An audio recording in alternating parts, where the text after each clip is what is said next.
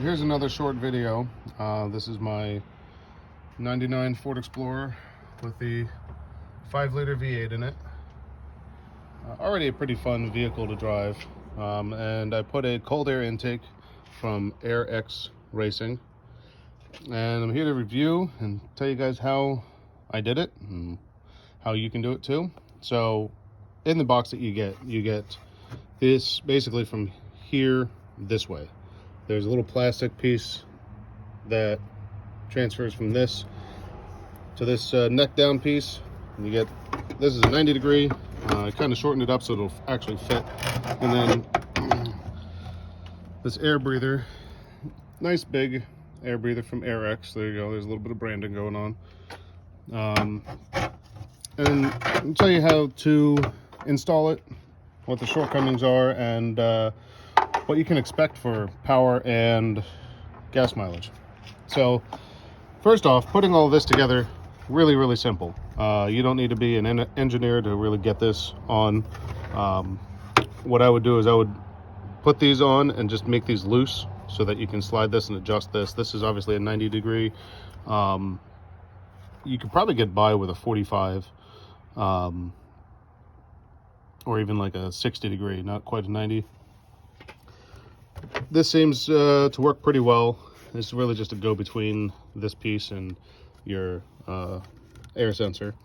The trick is getting the air box out. Now here's my old air box. I've done this about a month ago, and I can tell you this thing sits in here like this. So what I did, put a little bit of penetrating oil down here through these little hole pieces here, and took a wrench. Let me see if I can find a wrench now. I'm doing a couple of other things here today. I took a large wrench, like this 15 millimeter. And what I did was I reached down underneath, took this so that it would go around here, and I just pried it real gentle, just popping it out. The bottom of this is just a pressure container, so really nothing in it to hold it in.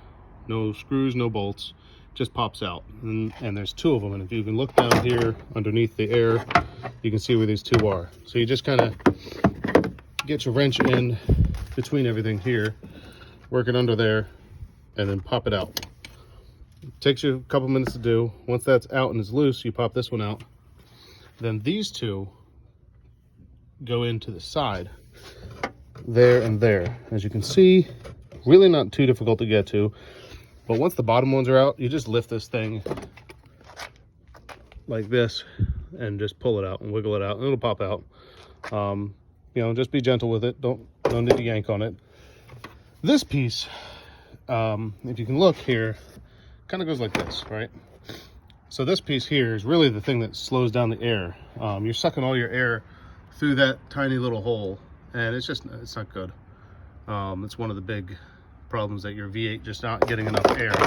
So that little piece right there would actually slip into the front of here. Let me move this out of the way here. So as you can see, you can actually see daylight through there, and this thing would just be down in here blocking all the air. I pulled that sucker out, give this thing lots of air to breathe. The response with the engine is a lot better. You get a lot more power out of it, but the quickness of the engine is a lot. I'm experiencing about 3/4 to 1 mile per gallon more out of this vehicle. I've only owned it a couple of months and making a couple of modifications, swapping out the bumper, and as you can see, I'm going to put an off-road bumper on. I've already put 1.5 inch tire spacers to push the tire out just a little bit. I got another video on it on YouTube here, but the spacers give you a lot more space down here. I just replaced a bunch of other parts down here. The shock tube, I did that yesterday, and yeah, this as a performance mod, this is great. It gives you probably, I'd say, anywhere from 10 to 15 more horsepower.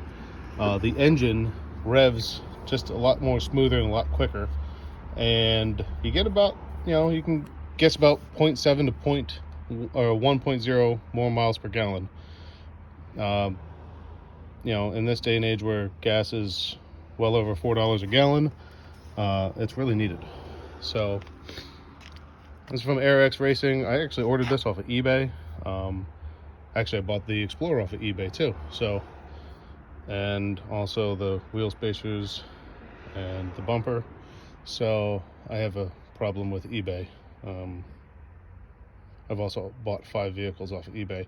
Every one was worked out. However, yeah.